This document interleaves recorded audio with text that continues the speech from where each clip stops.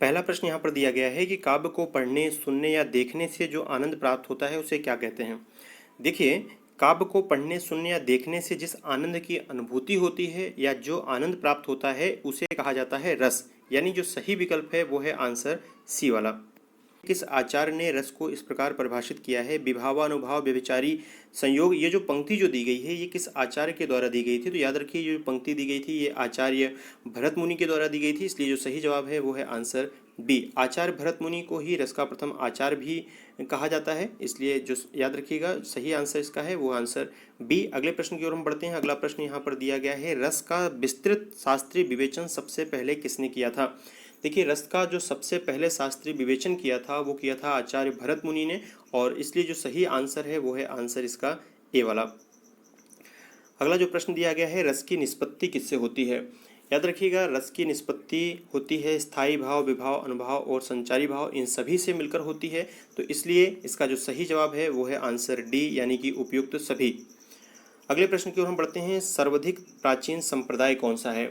देखिए, जो सर्वाधिक प्राचीन संप्रदाय है वो याद रखिएगा, काव्य का जो सर्वाधिक प्राचीन संप्रदाय है वो रस को कहा जाता है, और रस संप्रदाय के बाद जो दूसरा स्थान है वो अलंकार संप्रदाय का है।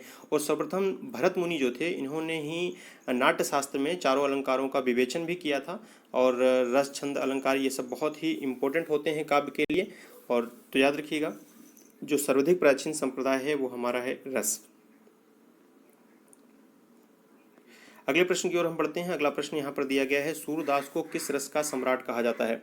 देखिए, जो सूरदास जो थे ये कृष्ण भक्ति से एकदम कहें तो इनके हृदय में कृष्ण भक्ति बहुत ज़्यादा थी, और ये वात्सल रस के सम्राट भी कहे जाते हैं सूरदास। और याद रखिएगा, इन्होंने अपनी कल्पना के सहारे श्री कृष्ण के बाल रूप का अति सुंदर और सरस, सजीव और मनोवैज्ञानिक वर्णन किया है। और तो वात्सल रस के जो सम्राट कहे जाते हैं वो कहे जाते हैं सूरदास, इसलिए जो सही आंसर है इसका वो है वात्सल रस, यानी कि आंसर ए। काव्य का प्रथम आचार्य किसे माना जाता है। काव्य का प्रथम आचार्य जो है वो आचार्य भरत मुनि को माना जाता है, इसलिए याद रखिएगा इसका जो सही आंसर है वो है आंसर ए। रस सिद्धांत के आदि प्रवर्तक, आदि प्रवर्तक का अर्थ होता है जो जिन्होंने इसकी शुरुआत की थी। तो याद रखिए, इसके जो आदि प्रवर्तक हैं वो भरत मुनि को ही कहा जाता है, इसलिए जो सही आंसर है वो है आंसर ए, यानी भरत मुनि। अगला हम प्रश्न देखते हैं, भरत मुनि के अनुसार रसों की संख्या कितनी है। देखिए, भरत मुनि के अनुसार जो रसों की संख्या बताई गई है वो बताई गई है 8, इसलिए जो सही जवाब है वो है आंसर सी वाला। अगला यहाँ प्रश्न दिया गया है। अगले प्रश्न की ओर हम बढ़ते हैं। आचार्य भरत के अनुसार रस के कितने भेद हैं। देखिए, अगर भेद पूछे या तो प्रकार पूछे, देखिए ये आपका एग्जाम में, दोनों ही प्रश्न एग्जाम में आ चुके हैं। ये देखिए, Madhya Pradesh sub inspector exam में पूछा जा चुका है, यहाँ पर देखिए जेल प्रहरी एग्जाम में पूछा जा चुका है। तो कहने का मतलब है ये प्रश्न कई तरीके से पूछा जा सकता है। यहाँ पर देखिए रसों की संख्या पूछी गई है और यहाँ पर रस के भेद पूछे गए हैं, तो भेद पूछ ले या फिर आपके रस के प्रकार पूछ ले भरत मुनि के अनुसार, तो याद रखिएगा 8 इसका आंसर है, इसलिए जो सही आंसर है वो है आंसर सी।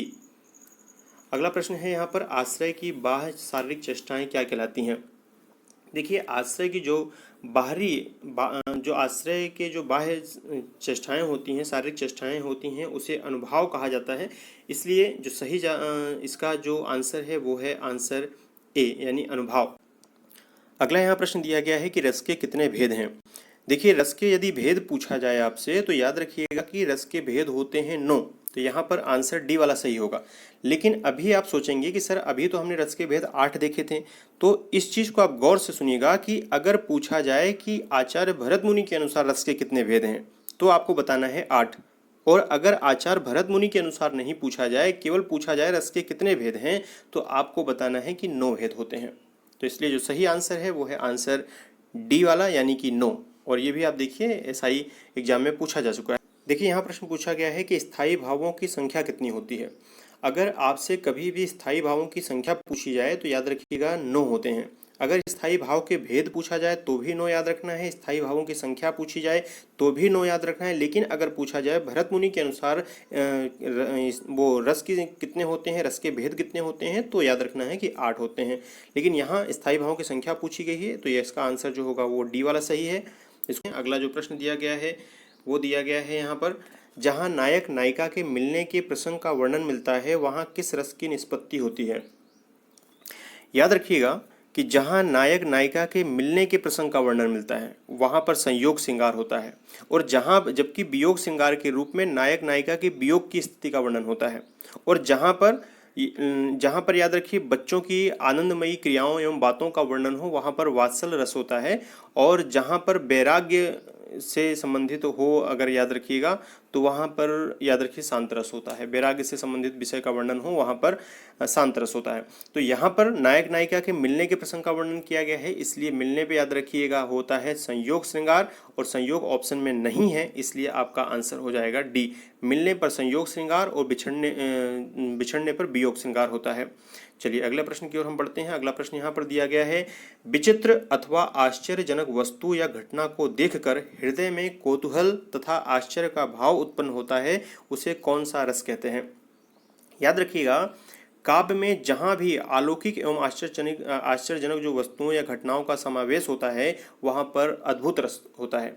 काव्य में जहाँ घृणित पदार्थ या व्यक्तियों को दृश्य का वर्णन होता है वहाँ पर विभत्स रस होता है, और जहाँ पर काव्य में भयानक स्थिति का वर्णन होता है वहाँ पर भयानक रस होता है। यहाँ पर पूछा गया है कि विचित्र अथवा आश्चर्यजनक वस्तु या घटना को देखकर हृदय में कौतूहल या आश्चर्य का भाव उत्पन्न होता है, तो वो होता है अद्भुत रस। तो इसलिए जो सही आंसर है वो है आंसर बी वाला। चलिए अगले प्रश्न हम देखते हैं। यहाँ पर अगला प्रश्न दिया गया है, श्रृंगार रस के कितने भेद होते हैं। तो देखिए श्रृंगार जो रस होता है इसके भेद जो होते हैं वो होते हैं दो, एक होता है संयोग श्रृंगार और एक होता है वियोग श्रृंगार। जहाँ पर नायक नायिका के मिलने का वर्णन होता है वहाँ संयोग श्रृंगार, जबकि वहाँ जहाँ पर उनके बिछड़ने का वर्णन होता है वहाँ पर वियोग श्रृंगार होता है। तो यहाँ पर श्रृंगार रस के कितने भेद होते हैं यह पूछा गया है, तो इसका आंसर सी वाला सही हो जाएगा, यानी कि दो भेद होते हैं। संचारी भाव के कितने भेद होते हैं, अगला प्रश्न पूछा गया है। तो संचारी भावों के जो भेदों की संख्या मानी गई है वो 33 मानी गई है, तो इसलिए जो सही आंसर है वो है आंसर सी वाला। अगला प्रश्न यहाँ पर दिया गया है, वाक्यम रसात्मकम काव्यम किसका कथन है। तो देखिए ये जो पंक्ति है ये कथन है ये आचार्य विश्वनाथ का है, इसलिए जो सही जवाब है वो है आंसर ए। चलिए अगले प्रश्न की ओर हम बढ़ते हैं, वीर रस का स्थायी भाव क्या है। देखिए वीर रस का जो स्थायी भाव होता है वो होता है उत्साह, तो इसलिए जो सही जवाब है वो है आंसर ए। और याद रखिएगा जब युद्ध अथवा कठिन कार्य को करने के लिए मन में जो उत्साह की भावना विकसित होती है उसे ही वीर रस कहते हैं, और इसके स्थायी भाव याद रखिएगा उत्साह होता है।